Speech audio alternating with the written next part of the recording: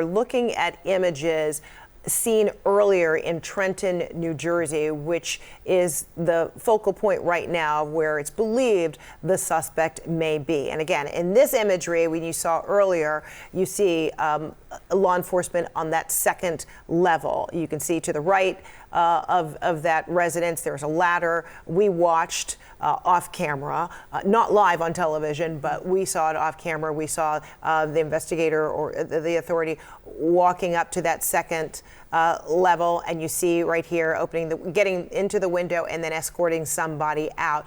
We've since learned, Danny, through your reporting, that all of the residents is how they're classifying the people in that house.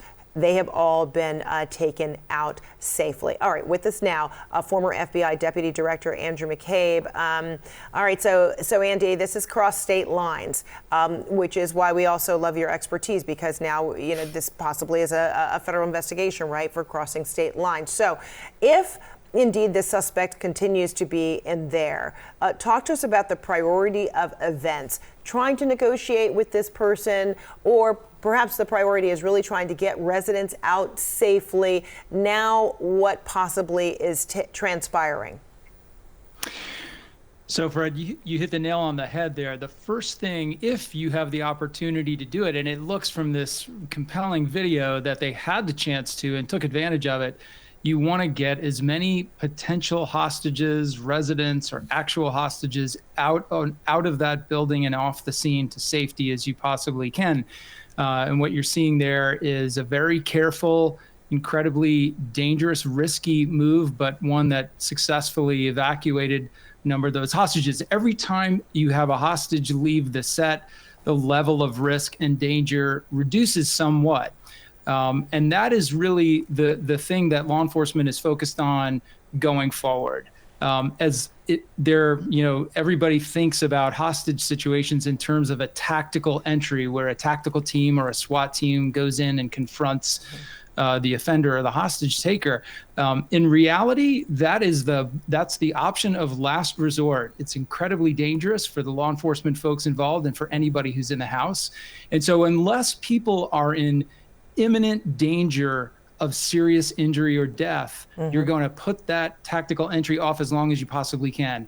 And if you can put it off by engaging with the hostage taker, talking to them, negotiating with them, striking deals for things like food or communications or access to talk to other people, you're going to do that as long as you possibly can. So these things can typically really drag out. If it starts to drag out like that, that's a sign that they do not believe that anyone inside is in imminent danger of death or injury. And what about from a public safety standpoint? Because you're talking Trenton, New Jersey, which is very heavily, densely populated. We're looking at what appears to be a duplex. And while we are hearing the reporting that residents have been safely escorted from that building, you also look at the proximity of that duplex to the next one over and what's likely across the street, et cetera. So what is likely happening involving the law enforcement resources about keeping people where they are, communicating with other residents in the area, evacuating? I mean, what is transpiring possibly? Well, first, the responding law enforcement officers are going to be dealing with city officials to understand, based on plans, based on surveys, based on building permits that may have been filed. They want to understand exactly what that target residence involves. How big is it? How many rooms? What's the layout? They also want to know if it's been combined with any of the structures that are adjacent to it, because that would give your subject the ability to move surreptitiously to a different location. So they're going to be doing that in the background.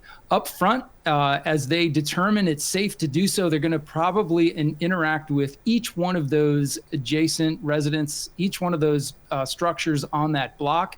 And if they can, they want to get those people out of there, evacuate them, take them to a place of safety where they can be, cared for and catered to until this is all over. That's not always as easy as it sounds. Sometimes you have homes with people who have medical conditions or mobility issues, and they can't be evacuated quickly and easily. And so you want to communicate with those folks, maybe give them a law enforcement presence in their location to make sure that they are safe where they have to kind of post up and stay inside.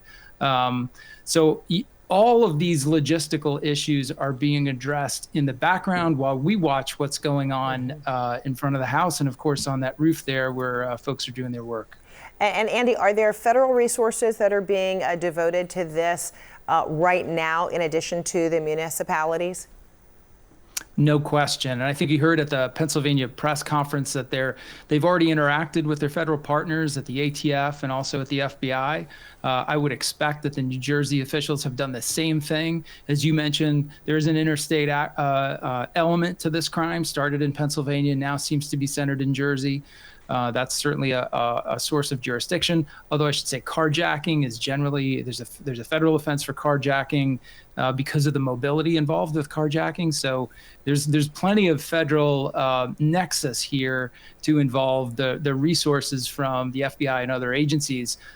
Oftentimes in smaller, more rural spots, your federal partners can bring tools and capabilities to a situation like this that the local agencies might not have, like hostage negotiators or high-tech surveillance capabilities that can actually give you eyes and ears inside the hostage location. But here you're talking about some pretty big municipal departments: Mercer County, Trenton, Bucks County in Pennsylvania, very close to Philadelphia. So there's a lot of robust law enforcement resources right in that local area. Okay. I also want to invite to this conversation former Philadelphia Police Commissioner Charles Ramsey, also with us, hostage negotiator Tom Verney. And I wonder, Tom, if I could go to you next, because while we're hearing reportedly residents have been safely escorted out, we don't know if there remain any others or anyone who is being classified as a hostage at this point. So what likely is happening right now to make sure that communication is underway with the suspect, while delicately also trying to figure out how to bring anyone out, of harm's way? Good afternoon. And wow, what a crazy tragedy to be happening on a Saturday.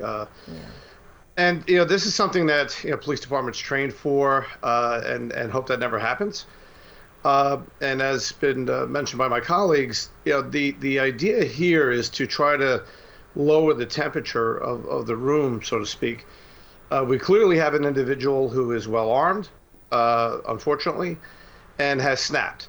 So now you have someone who is going through an is emotionally disturbed, and has weaponry to harm. He's already harmed other people. Probably has no qualms about harming the police, very likely, and could certainly harm himself. So the idea is to try to, at least calm things down enough where the adrenaline starts to dissipate a little bit, as best as possible. How do you calm things down?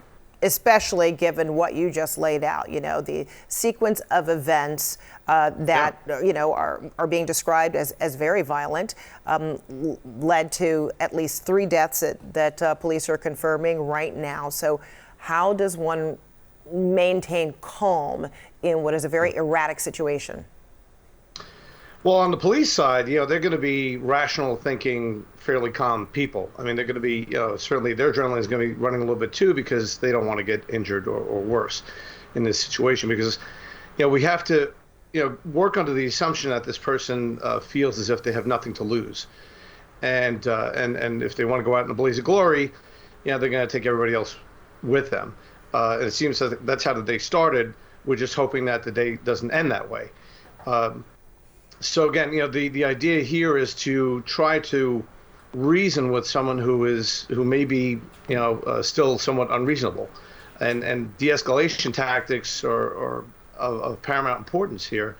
And it's not an easy thing to do. Usually after everyone is kind of in a place where they're stationary and they don't feel like they're sort of, for lack of a better term, under the gun to hide somewhere else or to carjack somebody else and flee or whatever it may be, then things start to naturally calm down a little bit. Now, if there's something that they feel that they can use that the suspect might want, then that's, you try to find some sort of common ground, right, to establish that link to try to bring that person to a much more reasonable place, and then as was mentioned before, to get these other people out of there, which they've already done. So that's the good part about this, is that no one's in imminent danger at this point, except maybe the suspect himself. Right, bringing the temperature down. That sounds like a gigantic, colossal challenge.